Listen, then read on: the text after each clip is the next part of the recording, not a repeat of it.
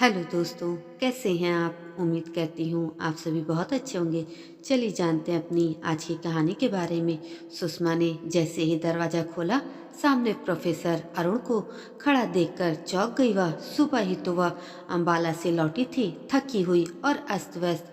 बाल बिखरे हुए थे, साड़ी मुड़ी तुड़ी थी, घर भी बिखरा हुआ पड़ा था। उसने सोचा आज तो 2 दिन तक घर पर रहकर आराम करना था, कॉलेज भी नहीं जाना था। पर यह अचानक अरुण क्यों आ गए? अरुण ने मुस्कुराते हुए पूछा। मुझे देखकर कहीं खो गई क्या? शायद मेरा आना आपको अच्छा नहीं लगा। नहीं नहीं, ऐसा कुछ भी नहीं है, बस घर का हाल देखकर सोचा कि आप क्या सोचेंगे। सुषमा ने संकोच से कहा, अरे घर अगर व्यस्त व्यस्त ना हो तो फिर घर कैसा? अरुण ने सहजता से जवाब दिया। सुषमा को अपनी उलझन पर हल्की सी झेप महसूस हुई। फिर उसने अरुण को बैठने को कहा और कॉफ़ी बनाने चली गई। कॉफ़ी लेकर आई तो देखा कि अरुण एक लेडीज़ मैगजीन के पन्ने पलट रहे थे।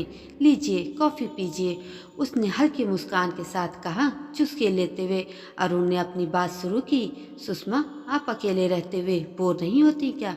सुषमा ने जवाब दिया, बोर होने का समय ही कहाँ मिलता है। सुबह से शाम तक किताबें, काम और दिनचर्या ही काफ़ी है।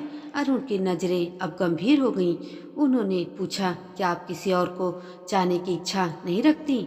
सुषमा इस सवाल से असहज हो गई थी। उससे अरुण की आंखों में आज वही पुराना परिचित भाव फिर से दिखाई दिया है। अरुण ने कई बार अपने इशारों से यह जाहिर भी किया था कि वह सुषमा को पसंद करते हैं और उनके करीब आना चाहते हैं, लेकिन सुषमा ने हर बार अपने मन को समझा लिया था।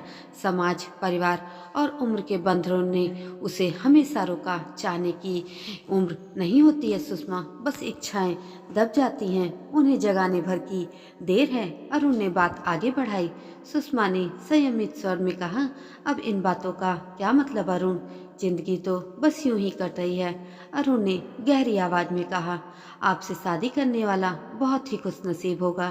तब सुषमा ने हल्की हंसी से बात टालते हुए कहा, अब आप मेरी शादी की बातें क्यों कर रहे हैं? अरुण ने एक पल ठहर कर कहा, क्योंकि आपसे शादी करना चाहता हूँ। यह सुनकर सुषमा ठिठक सी गई। उसने अरुण की आंखों में झांका, वहां गंभीरता और सच्चाई थी। ऐसा मजाक मत कीजिए अरुण, यह मजाक नहीं है। मैं जानता हूँ आपने अकेले सब संभाला है, अनु की शादी, परिवार की जिम्मेदारी, सब कुछ। बस अब आप अपने लिए भी सोचिए। मैं भी अकेला हूँ, हम एक दूसरे का सहारा बन सकते हैं। सुषमा की आंखें भर आईं। वह एकदम से चुप हो गई। अरुण ने उनका हाथ पकड़ते हुए कहा, अब खुद को संभालो सुषमा, तुम्हारा यह सागर बह जाने दो। तुम्हें तुम्हारे हिस्से का आकाश और धूप मिल गई है।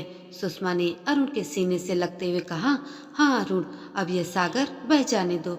मैं अब खुद को रोकना भी नहीं चाहती हूँ।